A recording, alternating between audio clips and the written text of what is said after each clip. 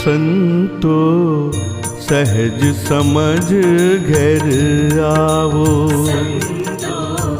सहज समझ घर आवो। छोड़ी दे सकल सब दावो। छोड़ी दे सकल सब दावो। सहज समझ घर आवो। संतो सहज समझ घर आवो।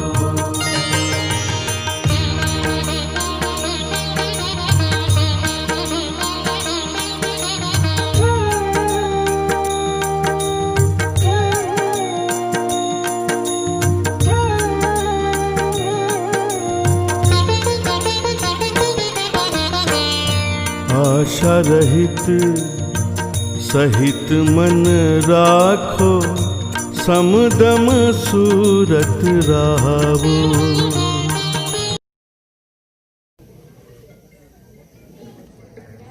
सत केवल साहेब, सत केवल साहेब, सत केवल साहेब।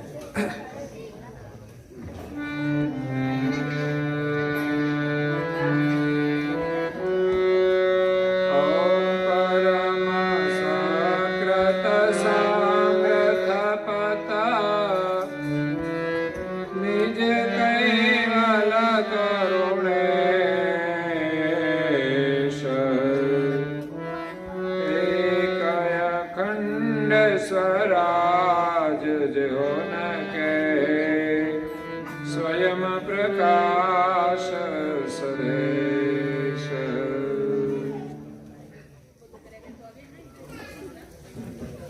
प्रिय भक्तजनों,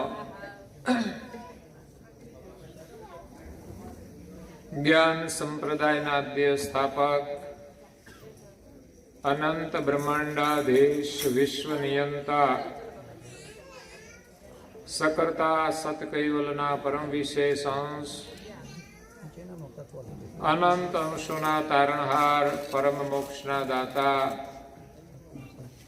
महान समर्थ, परम श्रेष्ठ, परम विभूतिवान, परम दयाळु, परम कृपा निधि,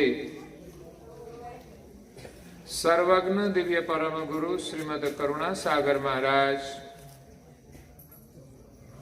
जगतना जीवोનું કલ્યાણ કરવા માટે,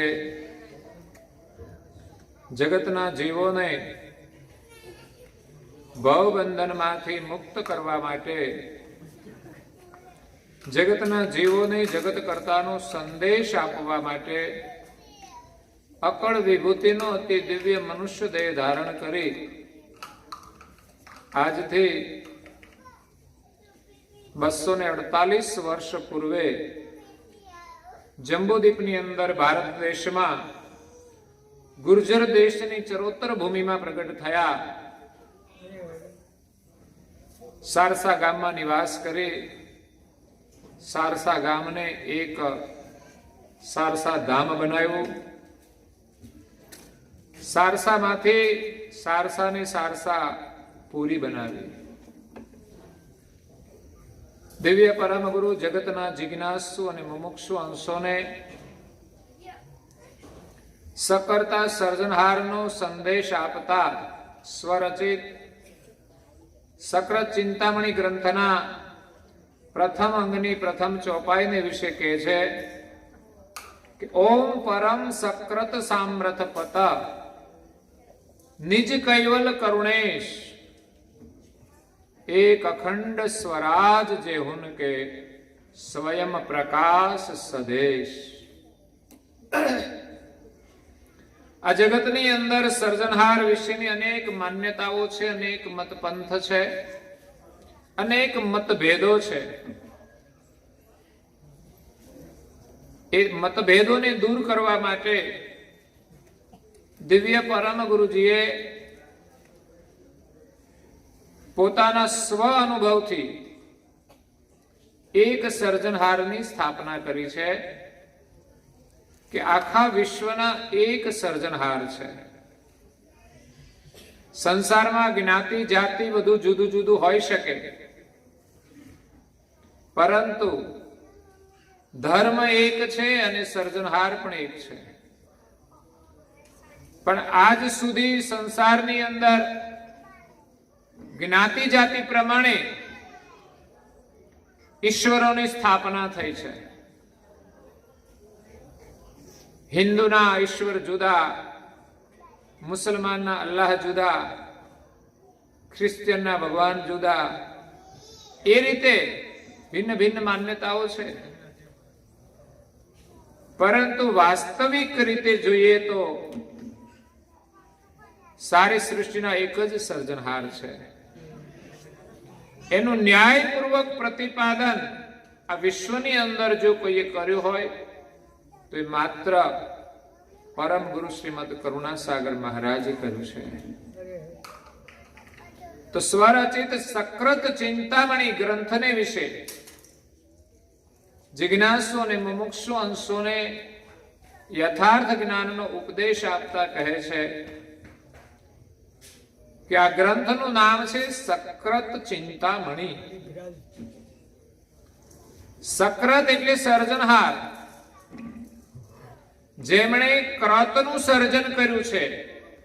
ક્રત એટલે જે બધું કર્યું છે એ રચના, એનું નામ ક્રત છે. અને સકૃત જેમણે સર્જન કર્યું છે એ સકૃત છે, અકૃત નથી. અકૃતનો મતલબ જે કશું કરી ન શકે એને અકૃત કહેવાય, પણ જેમણે કર્યું છે એ સકૃત છે. એ સકૃત સર્જનહારની પ્રાપ્તિ કરાવે એવો આ ગ્રંથ છે, માટે એનું નામ છે સકૃત ચિંતામણી. ચિંતામણીનો અર્થ છે કે આ ગ્રંથ જ ચિંતામણી છે. આપણે ત્યાં પુરાણોની અંદર, શાસ્ત્રોમાં ચિંતામણીનો અર્થ કર્યો છે કે એવા પ્રકારનો એક મણી છે કે જે હાથમાં રાખી અને ચિંતવન કરવામાં આવે તેની આપણને પ્રાપ્તિ થાય. તો આ ગ્રંથ પણ એવો જ મણી છે કે આ ગ્રંથને હાથમાં રાખીને આપણે અધ્યયન કરીએ, ચિંતવન કરીએ, સુમિરન કરીએ, ધ્યાન કરીએ તો એ જ્ઞાન દ્વારા આપણને સર્જનહારની પ્રાપ્તિ થાય છે, સકૃતની પ્રાપ્તિ થાય છે. અને અંગનું નામ છે ભવ ઉત્પન્ન વિભૂતિ દયા દેખાવન કો. જગતના સર્જનહારે જગતની રચના કરી છે. એમના હૃદયની અંદર કેટલી બધી દયા છે એમનું આપણને દર્શન કરાવે છે. જગત કર્તાએ જગતની રચના કરી છે, એમાં જગતના જીવો ઉપર દયા કરીને એમણે કેવી કેવી વિભૂતિઓ બનાવી છે આપણા માટે, કે જોઈને આપણને આશ્ચર્ય થશે કે સર્જનહાર કેટલા દયાળુ છે. જેમ એક માતા પિતા બાળકના માટે કેટલી બધી વ્યવસ્થા કરે છે, સરસ મકાન બનાવે, એના માટે ગાડી લાવે, એના માટે ટીવી લાવે, એના માટે ફ્રીજ લાવે, એના માટે મોંઘો મોબાઈલ લાવે. એ જોઈને બાળકે વિચાર કરવો જોઈએ કે મા બાપ આપણા માટે કેટલું બધું કરે છે. આટલું બધું કર્યા પછી પણ જો દીકરા મા બાપનો અનાદર કરે એ કેટલું બધું અયોગ્ય છે. સંસારમાં ક્યાંક ક્યાંક એવા કપૂતો જોવા મળતા હોય છે કે પરમ ઉપકારી જે મા બાપ છે એના ઉપકારને ભૂલીને વૃદ્ધાવસ્થાની અંદર એને દુખી કરતા હોય છે. આજે મીડિયાની અંદર એક વિડીયો હતો કે એક ભાઈ, એમના વૃદ્ધ માતા ખાટલામાં બેઠા છે અને હાથમાં દંડો લીધો છે માતાને મારવા માટે. દંડો તો મારે છે પણ પછી માતાનો પગ પકડ્યો અને જેમ કોઈ વસ્તુ આપણે જેમ અનાજની ભરેલી કોથળી ઢસડતા હોય એમ ઢસડતો ઢસડતો છે અહીંથી એટલે સુધી જતો રહ્યો. હવે મા બાપે એવી તો શું ભૂલ કરી હશે કે જેને આવી સજા આપવી પડે? એ મા બાપને કેટલું દુઃખ થાય. મા બાપે એમના માટે શું કર્યું છે એનો વિચાર નથી કરતો.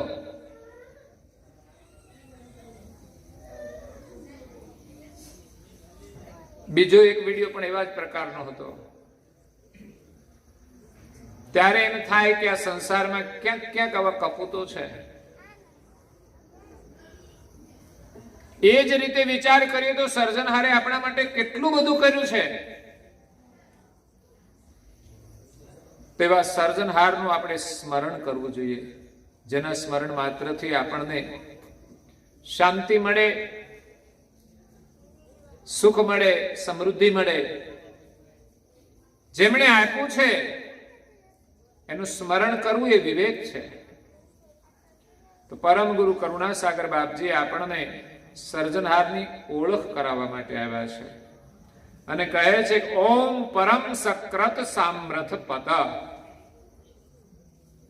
ઓમથી ગ્રંથની શરૂઆત કરી છે. મોટા ભાગના દરેક ગ્રંથોની શરૂઆત દિવ્ય પરમ ગુરુજીએ ઓમથી કરી છે. પૂજ્ય શ્રી નારાયણદાસજી મહારાજશ્રીએ પણ સિદ્ધાંત ભાવની ગ્રંથની રચના ઓમથી કરી છે. પૂજ્ય શ્રી અચરતબાઈએ પણ અચરત સાગર ગ્રંથની રચના ઓમથી કરી છે. કારણ કે આ ગ્રંથની રચનાની જે શરૂઆત છે અક્ષરો દ્વારા થાય છે. જે જ્ઞાન અકળ છે, અવિગત છે, એને જ્યારે શબ્દોની અંદર રજૂ કરવું છે તો બધા જ અક્ષરોનો ઉત્પન્ન કરનાર મૂળ અક્ષર ઓમ છે, જેનું સ્થાન આપણી નાભીએ છે. ઓમકાર પ્રાણાયામ કહેવાય છે. જે ઓમમાંથી બીજા બધા શબ્દો ઉદ્ભવ થાય છે. અને ઓમ એ આપણો એક અહંગ ભાવ છે, શુદ્ધ ભાવ છે. એટલે અહંગ ભાવથી આ ગ્રંથનો પ્રારંભ થાય છે. ઓમ પરમ, પરમ એટલે શ્રેષ્ઠ. સક્રત જે ગ્રંથનું નામાભિકરણ છે. સક્રત જેમણે આ ક્રતનું સર્જન કર્યું છે, જેના શુદ્ધ સંકલ્પથી આ જગતનું સર્જન થયું છે, એ સર્જનહાર સક્રત છે.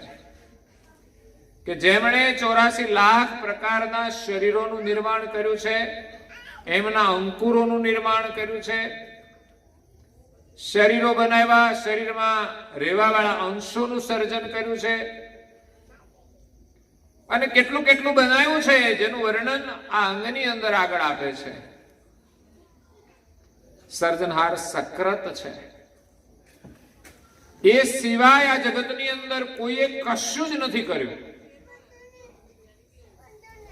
એક સર્જનહાર જે સક્રત છે,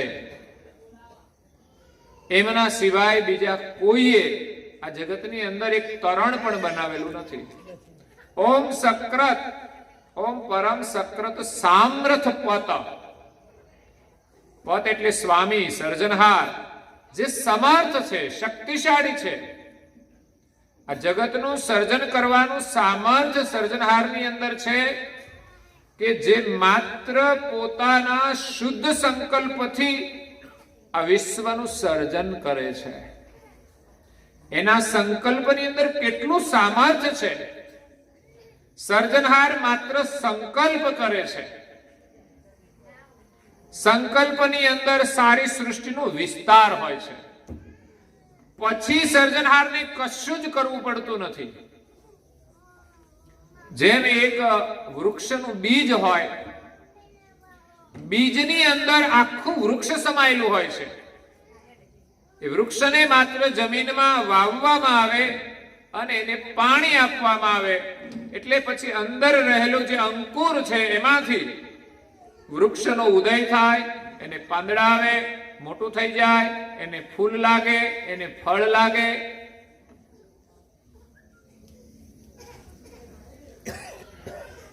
તો મૂળ વસ્તુ બીજની અંદર હતી જ. એ જ રીતે સર્જનહારે શુદ્ધ સંકલ્પ દ્વારા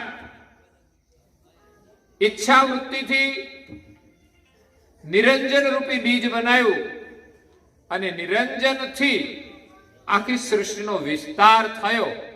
એનો મતલબ એવો નથી કે આ સૃષ્ટિનું સર્જન નિરંજને કર્યું છે. નિરંજનથી શક્તિ ઉત્પન્ન થાય. શક્તિથી ત્રણ દેવ બ્રહ્મા, વિષ્ણુ અને મહાદેવ અને ત્રણ દેવીઓ સાવિત્રી, ઉમિયા અને લક્ષ્મી, આ બધા જ નિરંજનથી ઉત્પન્ન થયા છે. એટલે આ દેવો પણ જગતના સર્જનહાર નથી. દેવોના માથે પણ કોઈ દેવની સત્તા છે અને એ છે નિરંજન. અને નિરંજનની ઉત્પત્તિ કરનાર જગતના સર્જનહાર જગતથી ન્યારા છે, જેને જગતમાં કોઈ જાણતું નથી. નિરંજન રૂપી બીજ ઉત્પન્ન કરનાર સર્જનહાર બીજ ઉત્પન્ન કરી અને સર્જનહારનો જે પ્રકાશ હતો એ પ્રકાશ રૂપી બ્રહ્મની અંદર એ બીજ વાવ્યું અને એને પોષણ આપ્યું, જીવન આપ્યું. ત્યારે નિરંજનમાંથી શક્તિ ઉત્પન્ન થઈ. કારણ કે નિરંજન રૂપી બીજની અંદર શક્તિનું નિર્માણ હતું. એને જ્યારે બ્રહ્મ ભૂમિકામાં પોષણ મળ્યું ત્યારે એમાંથી શક્તિ થઈ અને શક્તિથી બધા દેવો અને દેવોથી પછી સૃષ્ટિ આગળ વધી અને બ્રહ્માથી મનુષ્ય સૃષ્ટિનું સર્જન થયું. એટલે ત્રણ દેવોથી 84 લાખ પ્રકારના શરીરોનું નિર્માણ થયું છે. મતલબ એના તત્વોથી.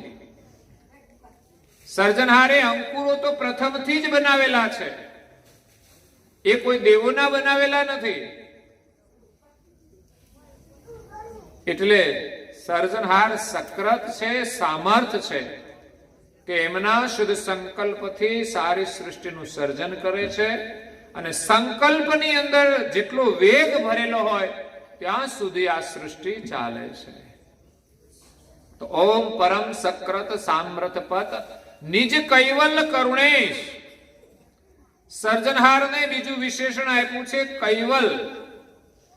જે કૈવલ આપણા માટે મંત્ર છે, જેના દ્વારા આપણે સર્જનહારનું સ્મરણ કરીએ છીએ અને સર્જનહારનું પ્રધાન વિશેષણ કહેવાય છે.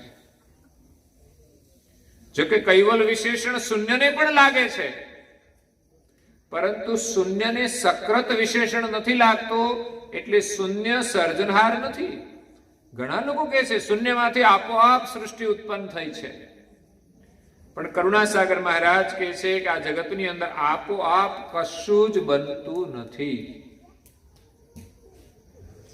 કોઈ પણ કામ આપોઆપ થતું નથી. એમાં જગતનું સર્જન પણ આપોઆપ થયું નથી. એનો સર્જન કરનાર કોઈ સર્જનહાર છે. એટલે સર્જનહાર કૈવલ છે. કૈવલનો અર્થ થાય છે કે જેમાં કોઈ વળ નથી, જેમાં કોઈ મળ નથી, જેમાં કોઈ વિકાર નથી, જેમાં કોઈ વાસના નથી. મળથી અને વળથી રહિત જે નિર્મળ છે એને કૈવલ કહેવાય. તો બ્રહ્મ પ્રકાશ છે એ પણ નિર્મળ છે, પણ સક્રત નથી, એ અકૃત છે. એટલે બ્રહ્મ એ સર્જનહાર નથી. સર્જનહાર એ બ્રહ્મ જે પ્રકાશ છે એના પ્રકાશક સર્જનહાર છે. એમનું લક્ષ્ય લઈને દિવ્ય પરમ ગુરુ આવ્યા છે. એમની ઓળખ કરાવવા માટે પરમ ગુરુ આવ્યા છે કે જ્યાં સુધી એક સર્જનહારનો નિર્ણય નહીં થાય ત્યાં સુધી આપણે સર્જનહારની પ્રાપ્તિ કરી શકીશું નહીં. નહીં તો મતભેદની અંદર આપણે ખેંચાતાણમાં રહી જઈશું. આપણી વૃત્તિ નિર્મળ નહીં થાય. કારણ કે આપણે મતભેદની અંદર જ્યારે બંધાઈએ છીએ ત્યારે આપણી વૃત્તિ નિર્મળ થઈ શકતી નથી. એટલે આપણા સર્જનહાર કૈવલ છે, જેનામાં કોઈ વળ નથી. સર્જનહારે સૃષ્ટિનું સર્જન વળ ભરીને કર્યું છે, પણ એમનામાં કોઈ વળ નથી. સર્જનહારે સૃષ્ટિ વળ ભરીને બનાવી છે, છતાં એમનામાં કોઈ વળ નથી. એ નિર્મળ છે, જગતથી ન્યારા છે. એના માટે એક દ્રષ્ટાંત આપે છે કે જેમ કોઈ એક વિધવા સ્ત્રી પોતાનું જીવન ગુજરાન ચલાવવા માટે સૂતર કાતે છે હાથ વડે. પહેલાના સમયની અંદર જેમ ગાંધી બાપુ પોતાના હાથથી સૂતર કાતતા હતા અને લોકો પણ કાતતા હતા, એમ એક વિધવા સ્ત્રી પોતાના હાથ વડે સૂતર કાતે છે. એની અંદર હાથેથી એ સૂતરને આટી આપે છે, વળ ચડાવે છે, અને જે રૂ હોય છે એમાંથી વળ ચડે ત્યારે જ એમાંથી દોરો બને છે. અને આપણે કોઈ પણ દોરો જોઈએ તો એની અંદર વળ ચડેલો હોય છે. તો જ્યારે પણ આ દોરાની બનાવટ થાય ત્યારે એની અંદર વળ ભરવામાં આવે છે. તો સૂતર કાતનાર સ્ત્રી એમના હાથ વડે દોરાને વળ ચડાવે છે, પણ એના હાથને કોઈ આટી ચડતી નથી, કોઈ વળ ચડતો નથી. દોરામાં વળ ચડે છે, પણ જે હાથ વડે એ વળ ચડાવે છે, હાથને વળ ચડતો નથી. એ જ પ્રકારે સર્જનહારે પોતાના સંકલ્પ રૂપી હાથ વડે આ જગતની અંદર વળ ભરીને જગત બનાવ્યું છે, પણ એમનામાં કોઈ વળ નથી. એટલે એને કૈવલ કહેવામાં આવે છે. નિજ કૈવલ કરુણેશ. સર્જનહાર કરુણેશ છે, કરુણાઓના ઈશ છે. આ જગતની રચના કરી છે, એમાં જીવો ઉપર કરુણા કરીને દેવોનું સર્જન કર્યું છે, અને દેવોને એક એક કરુણા આપી છે. એ કરુણા આપનાર સર્જનહાર કરુણાના ઈશ છે, સ્વામી છે. દરેક દેવો કરુણામય છે, અને સર્જનહાર કરુણેશ છે, અને પરમ ગુરુ એ કરુણા સાગર છે, કે જે આપણા સૌના માટે કરુણા કરીને સર્જનહારનો સંદેશ લઈને આવ્યા છે, અને સર્જનહારની આપણને ગતિ આપે છે. ગતિ આપવાની કરુણા પરમ ગુરુ સિવાય, કરુણા સાગર સિવાય કોઈ કરી શકતું નથી. બધા જ દેવો કરુણા કરી શકે છે, કરુણામય છે, પણ જે સર્જનહારનો અંશ સર્જનહારથી વિખૂટો પડી ગયો અને આ જગતની અંદર ભૂલો પડી ગયો છે, એ અંશને પોતાનું સ્વરૂપ ઓળખાવીને સર્જનહારની સાથે એકતા કરાવી આપવાની કરુણા કોઈ દેવો કરી શકતા નથી. દેવો ભૌતિક કરુણા કરે છે, ભૌતિક સુખ આપી શકે છે, પણ આપણું ખોવાયેલું સ્વરૂપ એની ગતિ આપી શકતા નથી. એના માટે દરેક જીવે, દરેક અંશે, દરેક દેવોએ પણ ગુરુના શરણમાં જવું પડે છે, અને એ પણ સમર્થ પરમ ગુરુના શરણમાં. એટલે અહીંયા પરમ ગુરુ કહે છે કે નિજ કૈવલ કરુણેશ, એક અખંડ સ્વરાજ જેવું ન કે. આપણા સર્જનહાર કોણ? તો કે સક્ર, કૈવલ, કરુણેશ. અને અહીંયા કહે છે એક અખંડ સ્વરાજ જેવું ન કે. આખા વિશ્વની અંદર જેમનું અખંડ સામ્રાજ્ય છે, પૂરા વિશ્વની અંદર માત્ર ને માત્ર એક સર્જનહારની સત્તા છે, એને સ્વરાજ કહેવાય. એ રાજ કોઈનું આપેલું નથી, પોતાનું સ્વયં રાજ છે, સ્વયં સત્તા છે, જેમના ઉપર બીજા કોઈની સત્તા નથી. એવા સર્જનહાર સ્વરાજ છે. જ્યારે દેવતાઓ જે આ વિશ્વની અંદર કાર્ય કરે છે, એમની સત્તા મર્યાદિત હોય છે. જેમ આખા દેશની અંદર એક પ્રધાનમંત્રીની સત્તા હોય, જ્યારે જુદા જુદા રાજ્યની અંદર મુખ્યમંત્રીની સત્તા હોય છે, એમ જુદા જુદા રાજ્યના જેમ જુદા જુદા મુખ્યમંત્રી છે, એમ અલગ અલગ કાર્ય માટે સર્જનહારે અલગ અલગ દેવોનું સર્જન કર્યું છે, અને એમને એ સત્તા આપી છે. આમ ગણીએ તો જે કેન્દ્રની અંદર જુદા જુદા ખાતા જે મંત્રીઓને આપેલા હોય, અલગ અલગ વિભાગ, કે આખા દેશના જે અલગ અલગ ખાતાઓ હોય એનું સંચાલન બધા સાંસદો કરતા હોય છે, એ જ રીતે દેવોને સર્જનહારે સત્તા આપી છે અલગ અલગ વિભાગ સંભાળવા માટે. તો એની અંદર કયા દેવ શું કાર્ય કરે છે એનું વર્ણન દિવ્ય પરમ ગુરુ અહીંયા આગળ કરે છે. એક અખંડ સ્વરાજ જેહુન કે સ્વયં પ્રકાશ સદેશ. સારી સૃષ્ટિનું સર્જન કરનાર સર્જનહાર સ્વયં પ્રકાશમય છે. સારી સૃષ્ટિમાં જે પ્રકાશ જે છે, જે ચેતના છે, એ સ્વયં સર્જનહારનો છે અને એના સંકલ્પથી સારી સૃષ્ટિ ચાલે છે. તો આગળ દિવ્ય પરમ ગુરુજી સર્જનહારનું વર્ણન કરતા કહે છે,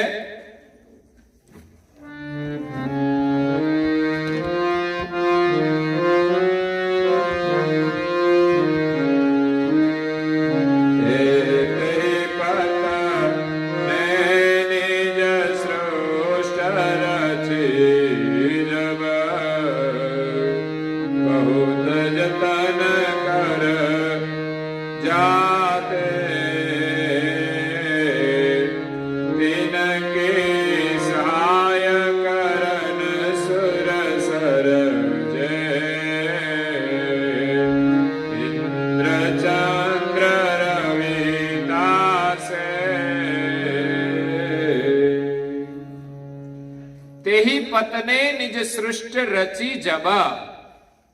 તે પતિને એટલે સર્જનહારને, સ્વામીને જ્યારે આ સૃષ્ટિની રચના કરી ત્યારે બહુત જતન કર જાશે. બહુ પ્રકારે એમનું જતન કરેલું છે. રચના કરવા માટે બહુ જ પ્રકારે એમનું ધ્યાન રાખેલું છે કે આ રચનાની અંદર કોઈને ક્યાંય પણ તકલીફ ન પડે. જેમ દેશના પ્રધાનમંત્રી દેશની તમામ પ્રજા સુખી થાય એના માટે પ્રયાસ કરતા હોય છે, કોઈને પણ ક્યાંય તકલીફ ન પડે, કોઈ દુખી ન થાય, કોઈને અન્યાય ન થાય, દરેક પ્રકારનો વિચાર કરતા હોય છે. પછી ક્યાંક ગડબડો થતી હોય, એને તકલીફ થાય, વસ્તુ જુદી છે. પણ વાસ્તવિક પ્રધાનમંત્રીની ફરજ હોય છે કે દેશનો પ્રત્યેક નાગરિક સુખી થાય, કોઈને પણ ક્યાંય અન્યાય ન થાય, કોઈને તકલીફ ન થાય. એ સતત ચિંતન કરતા હોય છે. એમ જગત કરતાએ આ જગતની જે રચના કરી છે બહુ જતનપૂર્વક ધ્યાન રાખીને સર્જન કર્યું છે. તિનકી સહાય કરન સુર સર્જે. 84 લાખ પ્રકારના શરીર બનાવ્યા, એની અંદર અંશોને નિવાસ કરાયો અને અંશો બધા આનંદ કરે છે, પણ ક્યાંય એમને તકલીફ ન પડે એટલા માટે દેવોનું સર્જન કર્યું છે. ઇન્દ્ર ચંદ્ર રવિ તાસે. ઇન્દ્રદેવ છે એ શું કામ કરે છે? તો આપણા શાસ્ત્રો કહે છે કે ઇન્દ્રનું કામ વરસાદ વરસાવવાનું છે. હા, આમ તો પ્રક્રિયા સર્જનહારે તત્વોની જે ગોઠવણ કરી છે એ પ્રમાણે ક્રિયાઓ થતી હોય છે, પણ છતાંય દરેક જે મુખ્ય ક્રિયાઓ બ્રહ્માંડમાં થાય છે એના અધિષ્ઠાન કોઈ દેવ હોય છે. અને સૃષ્ટિના નિયમ પ્રમાણે જ દેવ કામ કરતા હોય છે, એના વિરુદ્ધ દેવ કશું કરી શકે નહીં. એટલે ઇન્દ્રનું કાર્ય છે વરસાદ વરસાવવાનું. તો ભગવાને આપણા માટે કેટલી સુંદર વ્યવસ્થા કરી, વિચાર કરો. થોડો વરસાદ નથી આવતો તો પણ કેટલી તકલીફ થાય છે, અને બિલકુલ વરસાદ ન આવે, દુષ્કાળ પડે તો લોકો દુખી દુખી દુખી થઈ જાય. આજે ઘણા વિસ્તારોની અંદર ઓછો વરસાદ થતો હોય છે, ત્યાં પાણીની કેટલી તકલીફો પડતી હોય છે એ પણ આપણે જોઈએ છીએ. તો સરકારની યોજનાઓ છે, કેનાલો આપણા ઘર સુધી પાણી આપે છે, એટલે સારું છે ઘણું. પણ પાણીનું શું મહત્વ છે તો પાણી જ્યારે ન હોય ત્યારે સમજાય છે. આપણે ઘણીવાર બેદરકારી રાખીને પાણી બગાડ કરતા હોઈએ છીએ, વધુ મળે તો ઢોળતા હોઈએ છીએ, પણ ખરેખર જે વિસ્તારમાં પાણી નથી એને પાણીની કિંમત હોય છે કે એક લોટો પાણી પણ આપણે વ્યર્થનું ઢોળવું ના જોઈએ. એમ કહેવાય છે કોઈ દેશોની અંદર પાણીની બહુ તંગી છે તો એ લોકો કપડાં ધોયેલું પાણી હોય એ સાચવી રાખે અને એને કોઈ લેટ્રિનની અંદર કે એવી રીતે પણ ઉપયોગ કરતા હોય છે. કારણ કે એમાં નાખવા માટે પાણી તો જોઈએ, તો એમાં ચોખ્ખું પાણી ના વગાડે, પણ જે વાપરેલું પાણી હોય એનો એ ઉપયોગ કરતા હોય છે. જળ એ આપણું જીવન છે અને માલિકે એ જળની માટે ઇન્દ્રદેવનું સર્જન કર્યું છે, કાર્ય માટે કર્યું છે. સર્જન તો કરતા માલિકે બધાનું કર્યું, તત્વોનું પણ કર્યું છે અને એના દેવોનું સર્જન પણ એક જ સર્જનહારે કર્યું છે. એટલે ઇન્દ્ર ચંદ્ર રવિતા છે. તો ઇન્દ્રનું કાર્ય છે વરસાદ વરસાવવાનું. એક ભજનની અંદર જોઈતારામ પંચાલ એમના ભજનોની અંદર બહુ સુંદર વાતો લખી છે. એક સંત કક્ષાના એ ભક્ત થઈ ગયા.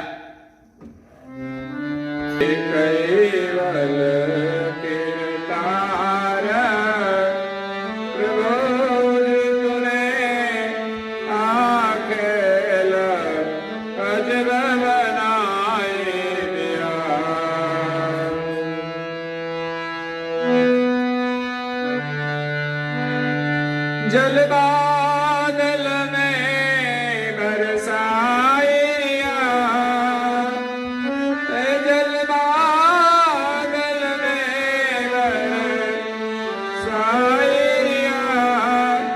प्रभु पाकनी पावन काजन में, कहे प्रेमी पुकार के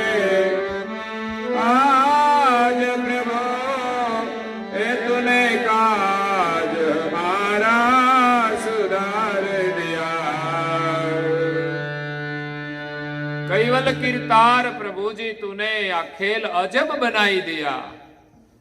માલિકે કેટલો અદ્ભુત ખેલ બનાવ્યો છે. જગતની રચના જોઈને આપણને આશ્ચર્ય થાય અને એનું નિરંતર સ્મરણ થાય એવું આ જગત બનાવ્યું છે. પણ જોવાની દ્રષ્ટિ જો આવા કોઈ તત્વચિંતક ભક્ત હોય યા તો મહાપુરુષો પાસેથી મળી જાય તો આપણને સર્જનહારની રચનાનું મહત્વ સમજાય અને સર્જનહારનું આપણે સ્મરણ કરીએ કે ભગવાને આપણા માટે શું કર્યું છે. જલ બાદલ મેં બરસાઈ રહ્યા, પ્રભુ પાક નિપાવન કાજન મેં. વાદળો દ્વારા એ વરસાદ કરાવે છે. શા માટે? તો કે ખેતીનો પાક લેવા માટે.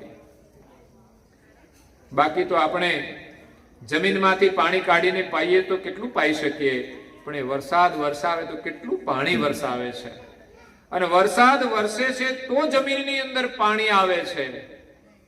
કેટલું બધું જોડાણ છે. સમુદ્રમાંથી પાણી ઉપર જાય, ઉપરથી પાછું નીચે આવે. કેવી સુંદર પ્રક્રિયા ગોઠવી છે. ભગવાને આપણું કેટલું સુંદર કાર્ય કર્યું છે. પ્રેમી રામ કહે છે કે ઇન્દ્ર ચંદ્ર રવિ તાસે, સૂર્ય અને ચંદ્ર બનાવ્યા છે. એ કરી તો જુઓ, કોઈ કરી તો જુઓ, કૈવલ કરતાના, જેવું કોઈ કરી તો જુઓ. સૂર્ય ને ચંદ્ર મારા વાલા એ બનાવ્યા, સૂર્ય ને ચંદ્ર મારા વાલા એ બનાવ્યા. એ આકાશના તારા કોઈ ગણી તો જુઓ, એ આકાશને અધર કોઈ રાખી તો જુઓ. મારા વાલાના જેવું કોઈ કરે તો જુઓ. આકાશને એમણે અધ્ધર રાખ્યું છે, એની અંદર તારાઓ બનાવ્યા છે, સૂર્ય બનાવ્યો, ચંદ્ર બનાવ્યો. કેટલી અદ્ભુત રચના છે. એક નાળિયેરીનો છોડ બનાવ્યો છે, કેટલો ઊંચો, અને ત્યાં નારિયેળ લાગે અને એની અંદર પાણી ભરેલું હોય છે, અને કેટલું મધુર પાણી હોય છે. કેવી અદ્ભુત એમની રચના છે. આવી તો એમણે કેટલી કૃતિઓ બનાવી છે જેને જોઈને આશ્ચર્ય થાય. છોડ બનાવ્યા, એની અંદર ફૂલ બનાવ્યા, એની અંદર સુગંધ મૂકી છે. આપણી કોઈ તાકાત નથી, કોઈ દેવોની પણ તાકાત નથી કે આ સુગંધ બનાવી શકે. કરતા માલિકે એના બીજના અંકુરની અંદર આ વસ્તુ મૂકેલી છે કે છોડને સુંદર ફૂલ લાગે છે, રંગબેરંગી, અને એની અંદરથી શ્વાસ ફેલાય છે. એક એક વસ્તુ બનાવી છે, અદ્ભુત છે. સૂર્ય અને ચંદ્ર પણ એમણે બનાવ્યા છે. કેટલી બધી એની જરૂરિયાત છે. આજે સૂર્ય એ પણ આપણું જીવન છે. સૂર્ય વિના જીવન સંભવ નથી. આપણી પાસે ગમે તેટલી બુદ્ધિ હોય, ઘણી વાર આપણે બુદ્ધિના ઘમંડમાં પોતાને માનતા હોઈએ છીએ કે હું કેટલો મોટો છું, કેટલું બધું કરી શકું છું, ને આ બધું મેં જ કર્યું છે. પણ સર્જનહારનું જો જીવન ન મળે, કે સર્જનહારની જો વ્યવસ્થાનો લાભ ન મળે, તો આપણાથી કંઈ જ ન થઈ શકે. સૂર્ય છે તો આપણું જીવન છે. જય તારામજી એમ કે છે, આસમાન પવન જલ તેજ રચે, આસમાન પવન જલ તેજ રચે, સબ ભૌમિક વંડ બનાઈ દિए. अब सूरज चांद उजास किए, नभ तारे में तेज लगाई दिया. अब सूरज चांद उजास किए, नभ तारे में तेज लगाई दिया. असमान पवन जल तेज रचे, सब भूमि के भंड बनाई दिए. 5 તત્વોનું સર્જન કર્યું છે. પૃથ્વી, જળ, અગ્નિ, વાયુ અને આકાશ. અને પૃથ્વી તત્વના બધા જ શરીરો બનાવ્યા છે. મતલબ 5 તત્વો છે, પણ પૃથ્વી તત્વ પ્રધાન છે. સબ ભૂમિ કે ભંડ બનાવી દીએ. જેમ પૃથ્વીમાંથી આપણે વાસણ બનાવીએ છીએ, રમકડા બનાવીએ છીએ, એ જ રીતે સર્જનહારે મહદ પૃથ્વીમાંથી આ બધા શરીરોનું નિર્માણ કર્યું છે, જેમાં પૃથ્વી તત્વ પ્રધાન છે. એવા મનુષ્ય છે, પ્રાણીઓ છે, કીટ જાતિ છે. 84 લાખ પ્રકારના શરીરોનું સર્જન માલિકે 5 તત્વોમાંથી કર્યું છે. પૃથ્વી, જળ, અગ્નિ, વાયુ અને આકાશ, આ 5 તત્વોમાંથી કેવી રીતે 84 લાખ પ્રકારના શરીર વિવિધ પ્રકારના બનાવ્યા? જો કે 5 તત્વોની અંદર બીજા 72 તત્વો છે. કુલ મળીને 84 તત્વોથી આખું શરીર બને છે. પણ આપણે જોઈ શકીએ એવા 5 તત્વો છે. પૃથ્વી, જળ, અગ્નિ, વાયુ ને આકાશ. એ 5 તત્વોનો ભેદ શું છે? તો કે જેની અંદર પૃથ્વી તત્વના 8 ભાગ હોય અને બીજા 4 તત્વોનો અડધો ભાગ, એટલે 2 ભાગ મળીને કુલ 10 ભાગ થાય. એમાંથી જે શરીર બન્યા એ બધી જ વનસ્પતિ છે, કે જેમાં 8 ભાગ પૃથ્વીના છે, એટલે પૃથ્વી છોડીને ક્યાંય જઈ જ ન શકે. પછી બીજા પ્રકારના શરીરો બનાવ્યા. એમાં પૃથ્વીના 6 ભાગ લીધા. વનસ્પતિમાં 8 ભાગ હતા, એમની જગ્યાએ બીજા શરીરમાં પૃથ્વીના 6 ભાગ અને બીજા તત્વો જે 4 રહ્યા એનો એક એક ભાગ લીધો અને 10 ભાગમાંથી જે શરીરો બનાવ્યા, એ શરીરો પૃથ્વી ઉપર રહી શકે છે, પૃથ્વી ઉપર વિચરણ કરે છે. અને એવા શરીરો કેટલા? તો કે કીટ જાતિ, જે જીવજંતુઓ બધા પૃથ્વી પર વિચરણ કરે છે તે. બીજી પશુ જાતિ, જે પ્રાણીઓ છે, પશુઓ છે, અને એક મનુષ્ય જાતિ. આ 3 મળીને કુલ 30 લાખ પ્રકારના શરીરો સર્જનહારે પૃથ્વી તત્વના 6 ભાગમાંથી બનાવ્યા. જ્યારે 18 લાખ સ્થાવર જાતિ છે, અને પછી જે જળ તત્વ છે એમાં જળ તત્વના 6 ભાગ લીધા અને બીજા 4 તત્વોનો એક એક ભાગ લીધો. એમાંથી જે શરીરોનું નિર્માણ થયું એ જળની અંદર જ નિવાસ કરે છે, જળની બહાર રહી શકતા નથી. હા, એમાં 2 પ્રકાર છે. જળ તત્વોથી બનેલા 22 લાખ શરીર છે, એમાંથી 19 લાખ પ્રકારના શરીર છે એ પાણીમાં જ રહે છે, પછી જે કોઈ જીવજંતુ હોય. અને 3 લાખ પ્રકારના શરીરો એવા છે કે જે પાણીમાં રહે છે અને બહાર પણ રહી શકે છે. દેડકો પાણીમાં પણ રહી શકે અને બહાર પણ રહી શકે. કાચબો પાણીમાં પણ રહી શકે અને બહાર પણ રહી શકે. આવા 3 લાખ છે, પણ આપણને ખબર નથી કયા કયા છે. કુલ 84 લાખ પ્રકારની જે ગણતરી કરાવી છે એમાં જળચર 22 લાખ છે, જે જળ તત્વના 6 ભાગથી બનેલા છે. પછી આવે વાયુ તત્વ, પૃથ્વી, જળ, અને પછી આવે છે અગ્નિ તત્વ. અગ્નિ, વાયુ અને આકાશ, આ 3 તત્વોથી જે શરીરો બનાવ્યા છે પક્ષીની જાતિ છે. અગ્નિ તત્વથી જે પક્ષી બન્યા 6 ભાગમાંથી, એ પક્ષીઓ, એમનો આહાર અગ્નિ છે. એ અગ્નિમાં રહેવા છતાંય બળતા નથી. બીજા છે વાયુ તત્વ, 6 તત્વ જેના હતા ભાગ, અને બીજા તત્વોનો એક એક ભાગ હતો. તો વાયુ તત્વથી જે પક્ષીઓ બન્યા એ આકાશમાં ઉડે અને પાછા જમીન ઉપર આવીને રહે, વૃક્ષો ઉપર આવીને રહે. મતલબ એને જમીનનો આધાર લેવો પડે. એ વાયુ તત્વના પક્ષીઓ છે.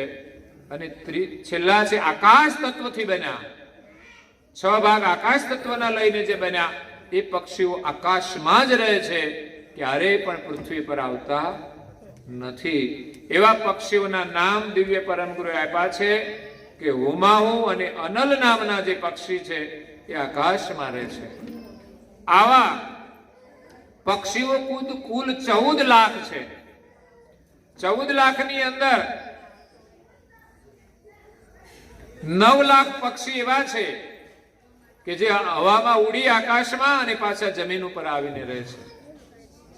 પછી 3 લાખ પ્રકારના પક્ષી છે જે અગ્નિની અંદર રહે છે. અગ્નિ એમનો આહાર છે, જેને આપણે જાણતા પણ ન હોઈએ. અને 2 લાખ પ્રકારના જે પક્ષી છે, 9 ને 3 12 ને પછી 2 લાખ પ્રકારના જે પક્ષી છે જે આકાશમાં જ રહે છે. એ કોઈક વખતે ઈંડા મૂકવા માટે પૃથ્વીથી નજીક આવે, પણ એને છોડીને પાછા આકાશમાં ચાલ્યા જતા હોય છે. કોઈ પક્ષી આકાશમાં જ ઈંડા મૂકે અને ધરતી ઉપર નીચે આવે તો નીચે આવતા પહેલા તો એ સેવાઈ જાય અને બચ્ચું બનીને ફરી પાછું આકાશમાં ઉડીને જતું રહે છે. એ પૃથ્વી ઉપર નિવાસ કરતું નથી.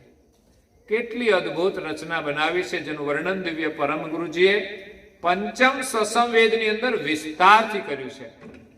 જેનું પંચીકરણ જોઈએ ત્યારે ખબર પડે કે આ જગતની રચના કેવી રીતે કરી છે. અને વર્ણન માત્ર પરમ ગુરુએ જ કર્યું છે, સિવાય કોઈએ કર્યું નથી. કારણ કે દિવ્ય પરમ ગુરુ પોતે સ્વ અનુભવ લઈને આવ્યા છે અને કર્તાની સંપૂર્ણ ગતિ અને વિભૂતિ બધી એમની પાસે છે, માટે વર્ણન કરી શક્યા છે. અને પરમ ગુરુની સાક્ષીએ એમની હાજરીમાં કર્તા માલિકે આ જગતનું સર્જન કર્યું છે. એટલે પરમ ગુરુએ જેમ છે તેમ આ જગતનું વર્ણન કર્યું છે. અને આપણને કહે છે કે સૂર્ય અને ચંદ્ર એ પણ સર્જનહારે બનાવ્યા છે. આપણને એમ થાય કે ચંદ્રની તો આપણે કઈ જરૂર લાગતી, હવે તો રાત્રે ઉગે તો શું ને ના દેખાય તો શું. એ ભલે દિવસે દેખાતો ના હોય, પણ એનું અસ્તિત્વ જે છે, એના જે ગુણ છે, એનું જે કાર્ય છે, એ તો સૃષ્ટિમાં થતું જ હોય છે. એ છે તો શીતળતા છે, શાંતિ છે, નહીં તો આપણને શીતળતા અને શાંતિ મળી શકે નહીં. જેટલું સૂર્યનું મહત્વ છે એટલું જ ચંદ્રનું મહત્વ છે, પરંતુ આપણે જાણતા નથી હોતા કે માલિકે આ બધું શા માટે બનાવ્યું છે. એટલે ઇન્દ્ર ચંદ્ર રવિતા છે. આગળ વર્ણન કરતા દિવ્ય પરમ ગુરુજી કહે છે,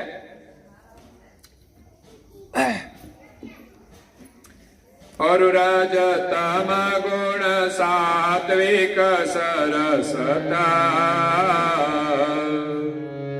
પુરુષ શક્તિ જયાદો તીન દરાચરય ચરદરન કો અવિકાસન ગગનાદો.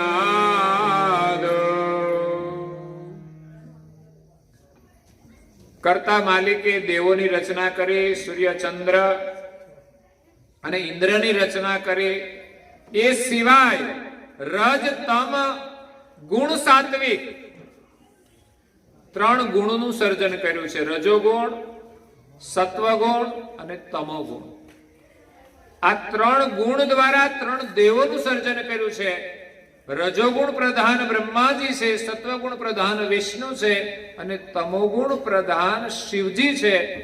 જે ત્રણ દેવો આ સૃષ્ટિની અંદર ત્રણ કાર્ય સંભાળે છે. આપણા શરીરમાં પણ તત્વો કામ કરે છે અને આપણને જે શાંતિ મળે છે સત્વગુણ છે, અને ક્યારેક ક્યારેક તમોગુણ પણ આવતો હોય છે. તો દરેક વ્યવહારની અંદર ત્રણેય ગુણ વર્તમાન થાય છે. ખાવા પીવામાં, દરેક વ્યવહારમાં રજોગુણ, સત્વગુણ અને તમોગુણ વર્તે છે. રજોગુણ પ્રધાન આપણે જીવન જીવીશું તો મનની અંદર વિકળતા વધશે, શાંતિ નહીં મળે, સંતોષ નહીં મળે, સદાય આપણું મન ઉદ્વેગમાં રહેશે. જ્યારે સત્વગુણ પ્રધાન જીવન જીવીશું તો આપણને પરમ શાંતિ મળશે. અને તમોગુણ પ્રધાન જીવન જીવીશું તો શું થશે? ઘરમાં કલેશ થશે અને આપણો વિનાશ થશે. તમોગુણનું કાર્ય વિનાશનું છે. એટલે ત્રણ ગુણમાં આપણે કેવી રીતે રહેવું જોઈએ એ આપણે વિચારવાનું છે. હા, તમોગુણનો ઉપયોગ સારી રીતે પણ થાય છે. ખોટું નહીં કરવા માટે તમોગુણ બહુ જરૂરી છે. જો તમોગુણ ન હોય તો આપણે ખોટું રોકી શકતા નથી. ઘણી વખત ઘરમાં ખોટું થતું હોય, ઘણા લોકો બોલે કેમ તો કે એનામાં તમોગુણ નથી એટલે ખોટું પણ રોકી શકતા નથી. અને વ્યક્તિ પોતે ખોટું કરે તો પોતાને રોકવા માટે પણ આપણો તમોગુણ સજાગ હોવો જોઈએ. જો રજોગુણ છે એ વિષય વિલાસની અંદર હોય તો આપણને દુખી કરે છે, પરંતુ સારા કાર્યની અંદર આપણને જો પ્રેમ હોય તો એ આપણને સુખી પણ કરે છે. એટલે અધોમુખી રજોગુણને આપણે ઉર્ધ્વમુખી કરવાનો છે, અધોગુણી સત્વગુણને આપણે ઉર્ધ્વમુખી કરવાનો છે. અને એ જ રીતે તમોગુણને પણ આપણે સાચી દિશામાં વાળવાનો છે. તો સર્જનહારે ત્રણ ગુણનું સર્જન કરી ત્રણ દેવોનું સર્જન કર્યું છે, જે આખા બ્રહ્માંડનું સંચાલન કરે છે. એટલે તો આ ત્રણ દેવોને એમ માને છે લોકો કે આ ત્રણ દેવોએ જ જગતનું સર્જન કર્યું છે. કારણ કે સર્જનહારે એમને બહુ મોટી સત્તા આપી દીધી છે. સારી સૃષ્ટિનું સંચાલન કરવા માટે ત્રણ દેવોને મહાસત્તા આપી છે. અને જ્યારે જરૂર જણાય ત્યારે વિશ્વની અંદર એ દેવો અવતાર લેતા હોય છે. એટલે વિશેષ કરીને એ ત્રણ દેવોની દુનિયા ઓળખે છે અને એની આરાધના કરે છે. એટલે એમની આરાધનાથી દેવો દેવોનું કાર્ય ચોક્કસ કરે છે. પણ આપણા સર્જનહારની પ્રાપ્તિ થતી નથી. સર્જનહારની ઓળખ થતી નથી. એટલે દેવોના માથે પણ સર્જનહાર છે. એમનું લક્ષ્ય લઈને દિવ્ય પરમ ગુરુ આવ્યા છે અને કહે છે કે સર્જનહારે 3 ગુણનું સર્જન કર્યું છે. સરસતા એટલે સરસ્વતીનું પણ સર્જન કર્યું છે, જેમના દ્વારા આપણને વિદ્યા પ્રાપ્ત થાય છે. અને આપણે દરેક વિદ્યા મંદિરોની અંદર આપણે સરસ્વતીની પૂજા કરીએ છીએ, પ્રાર્થના કરીએ છીએ. એ આપણા દેશમાં થાય છે, વિદેશમાં નહીં હો. વિદેશવાળાને ખબર નહીં હોય કે આપણી વિદ્યાની દેવી કોણ છે, આ બ્રહ્માંડ કોના દ્વારા ચાલી રહ્યું છે. વર્ણન આપણી સંસ્કૃતિમાં જેટલું જોવા મળે છે એટલું અન્ય દેશોની અંદર કે અન્ય ધર્મની અંદર નથી. આ એ કોઈને માને છે ખરા કે આ સર્જનહારના સૃષ્ટિના કોઈ સર્જનહાર છે, એને ગોળ કહેતા હોય કે પછી કંઈ બીજું કહેતા હોય, પણ જેટલું વિસ્તારથી વર્ણન આપણી હિન્દુ સંસ્કૃતિમાં છે એટલું અન્યમાં આપણને જોવા નથી મળતું. તો પુરુષ શક્તિ જેહી આદુ, તો દેવોનું સર્જન કર્યું છે. એમાં સૌથી પહેલા આદ્ય પુરુષ નિરંજન અને શક્તિની ઉત્પત્તિ કરે અને પછી બીજા બધા દેવોનું સર્જન થયું છે. કીન ધરાચર અચર ધરનકુ, માલિકે પૃથ્વીનું નિર્માણ કર્યું છે. શા માટે? તો કે સ્થાવર અને જંગમ 2 પ્રકારના જે શરીરો છે, જે 84 લાખ પ્રકારના શરીરો બનાવ્યા 5 તત્વમાંથી, એમાં પૃથ્વી તત્વ છે. એમાંથી પૃથ્વીનું નિર્માણ કર્યું. શા માટે? તો કે સ્થાવર અને જંગમ 2 પ્રકારના જે શરીરો છે એને વિચરણ કરવા માટે. સ્થાવર એટલે વનસ્પતિ, તો વનસ્પતિ આ પૃથ્વી ઉપર ઉદિત થાય છે અને પૃથ્વી ઉપર રહે છે. તો વનસ્પતિ માટે આ પૃથ્વીનું નિર્માણ કર્યું છે. અને ચર જાતિના જે જીવો છે, જે હરતા ફરતા જીવો, જીવ જંતુથી માંડીને બધા જ પ્રકારના, એમના માટે કે છે સર્જનહારે આ પૃથ્વીનું નિર્માણ કર્યું છે. ચર અચર ધરનકુ અવિકાશ અને ગગનાદુ, અને બધાને વિચરણ કરવા માટે અવકાશ બનાવ્યું છે. સારી સૃષ્ટિ પૃથ્વીની અંદર નથી. પૃથ્વી ઉપર તો આપણે રહીએ છીએ, પણ એક જગ્યાએથી બીજી જગ્યાએ જવા માટે વચ્ચે અવકાશ તો જોઈએ ને. તમારી અને મારી વચ્ચે આ પોલ છે, આકાશ છે, તો આપણે વિચરણ કરીએ છીએ. આકાશ છે તો હવામાં આપણે પતંગો ઉડાડીએ છીએ, મજા લઈએ છીએ. પક્ષીઓ આકાશની અંદર ઉડીને મજા લે છે.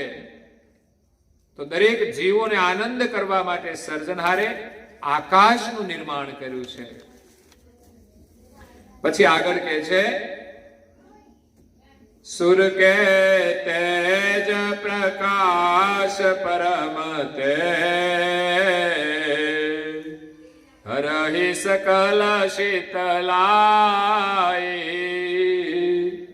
જાતે सकल भव के जीवतन को अतहि होता कुलाई.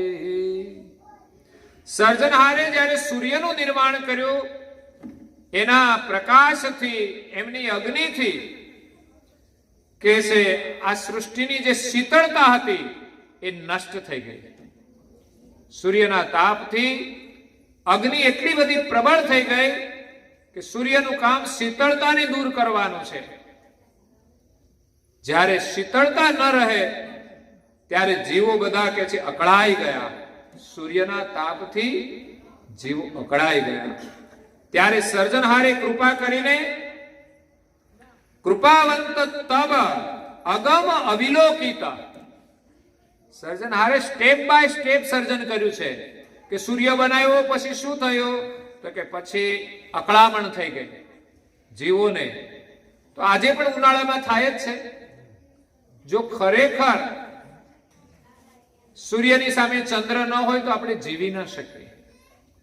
ચંદ્રની શીતળતાને લઈને સૂર્યની અગ્નિ કંટ્રોલમાં રહેતી હોય છે, સંતુલનમાં રહેતી હોય છે, કે જે સૃષ્ટિ ઉપરના જીવો સહન કરી શકે. અહીંયા દિવ્ય પરમ ગુરુ કહે છે કે સૂર્યની અગ્નિ વધી ગઈ તો શું થયું? તો કે અમે અગમ ગતિથી અવલોકન કર્યું કે ને હું પવન પસારા. પૃથ્વી બનાવી, અગ્નિ બનાવ્યો, અગ્નિનું પ્રમાણ વધી ગયું તો સામે પવન તત્વ ઉત્પન્ન કર્યો. આજે અગ્નિનું બેલેન્સ પવન તત્વથી થાય છે. ઉનાળામાં સૂર્ય કેટલો પણ તપી જાય પણ સહેજ પવનની લહેર આવે એટલે એની ગરમી દૂર થઈ જતી હોય છે. રાત્રે પણ કેટલી બધી અકળામણ હોય, ઉનાળામાં આપણે અનુભવીએ છીએ, પણ પવનની લહેર આવે છે ત્યારે આપણને કેટલી શાંતિનો અનુભવ થાય છે. તો વિચાર કરીએ છીએ કે ગરમી પણ માલિકે બનાવી છે જરૂર માટે છે અને પાછો પવન પણ બનાવ્યો છે એના બેલેન્સ માટે, અને આપણને કેટલો આનંદ આવે છે. પંખા વગર આપણે ચાલતું નથી, એર કન્ડિશનર વગર લોકોને ચાલતું નથી, અને કુદરતી હવા તો છે જ. જો હવા જ ન હોય તો પંખો પણ ચાલી શકે. પવન તત્વ છે તો પંખો પવન આપણને આપી શકે છે. પવનનું કામ ગતિ કરવાનું છે, એ પવન જ ન હોય તો પણ આપણું જીવન શક્ય જ નથી. એટલે સર્જનહારે અગમ ગતિથી કૃપા કરીને પવનનો પસારો કર્યો અને જીવ સકલ તન અચર ચરણ કે શાંતિ કરન કુસારા. સ્થાવર અને જંગમ તમામ પ્રકારના જીવોને શાંતિ કરવા માટે સર્જનહારે પવનનો પસારો કર્યો. મનુષ્યને જ તકલીફ છે એવું નહીં, પ્રાણી પશુ પંખી બધા જ અકળાય છે. એ પણ સૂર્યના તાપની અગ્નિથી મરણને શરણ થતા હોય છે. એટલે સર્જનહારે બધી જ સુંદર વ્યવસ્થા કરી છે આ જગતની અંદર. અને પછી આગળ દિવ્ય પરમ ગુરુ કહે છે કે પુનિખટ રસ કે રસ લેવન દેવન દીન દયાળ. જીવોના આનંદ માટે એને ભોજનની અંદર 6 પ્રકારના રસ ભર્યા છે. ખાવાની જુદી જુદી વસ્તુઓ છે, ફળ છે, અનાજ છે, વૃક્ષોના જે પાંદડાઓ છે, બધાની અંદર 6 પ્રકારના રસ છે. ખાટો છે, ખારો છે, તીખો છે, મોળો છે, ચરપરો છે, મીઠો છે. 6 પ્રકારના રસ આ સૃષ્ટિની રચનામાંથી આપણને બધાને મળે છે. પ્રાણી પશુ પંખી બધા જે ભોજન કરે છે એની અંદર સ્વાદ છે. દરેકનો જે આહાર હોય એ લેતા હોય છે, એમાં વધુમાં વધુ સ્વાદનો જો આનંદ લેતું હોય તો એ છે મનુષ્ય. લે છે કે નહીં? પ્રાણી પશુ પંખી માટે સ્વાદનું મહત્વ મીડિયમ છે કે એનો જે આહાર હોય એનો જે સ્વાદ હોય એ જ લે છે, વધુ વિલાસ કરતા નથી. આ પ્રાણીઓને થોડું લીલું ઘાસ મળે તો ખુશ થઈ જાય, સૂકું મળે તો પણ ખાતા હોય છે. પણ માણસ તો રસ કેટલો રસનો આનંદ લે છે. ખટરસમાંથી ખાવાનું ખાય છે અને ન ખાવાનું પણ ખાય છે. એટલો બધો રસના સ્વાદની પાછળ બેભાન થઈ ગયો છે કે હું ખાવું એ પણ એનું ભાન રહ્યું નથી. આજે સંસ્કારી પરિવાર છે એ બધા એનાથી સુરક્ષિત છે. સિવાય આજે કચરો કોણ નહીં ખાતા હોય? કોના ઘરમાં એવું હશે કે કોઈ જ વ્યસન નહીં હોય? એવું એક ઘર તો બતાવો કે જેના ઘરમાં એક પણ વ્યક્તિ વ્યસનવાળી ના હોય. શોધવા જઈએ તો ગામમાંથી 5 ઘર મળે કદાચ, મારી દ્રષ્ટિએ 5 ઘર મળે પણ ખરા. સિવાય તમે જુઓ તો 90% જેમાં આવી જાય કે જેમાં વ્યસનનું સેવન કોઈક ને કોઈક પડીકી ખાતા હશે, ગમે તે ખાતા હશે. તો સર્જનહારે રસ તો બનાવ્યા છે, તો ખાવાની કેટલી વસ્તુઓ છે માણસ માટે. તો આ બધું છોડીને એમને કચરો શા માટે ખાવો જોઈએ? માલિકે આપણને બુદ્ધિ આપી છે અને કચરો ખાઈને બુદ્ધિને આપણે નષ્ટ કરીએ છીએ, ભ્રષ્ટ કરીએ છીએ. એટલે ખાવા માટે સુંદર વાનગીઓ બનાવી છે, ફળ સુંદર બનાવ્યા છે. આજે લોકોને ફળ નથી ભાવતા. તમે જોજો, ફળ ઓછા લોકો ખાય અને મસાલા બધા જ ખાઈ લે. જેને જોવો એને મચર મચર કરે, પાછો એ આમ બરાબર એક રસ કરીને ખાય, એવું નહીં કે સીધું ખાઈ જવાનું. એક રસ થાય પછી જ ખાવાનું. મેં કે આમાં હું એક રસ કરવાનું છે ભાઈ, અંદર નાખને બધું એક રસ થઈ જશે તો. અને બહુ સ્વાદ લે છે.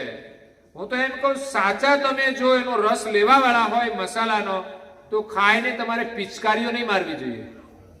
એ રસ મુખમાં જ રાખવું જોઈએ ને અંદર ઉતારવો જોઈએ.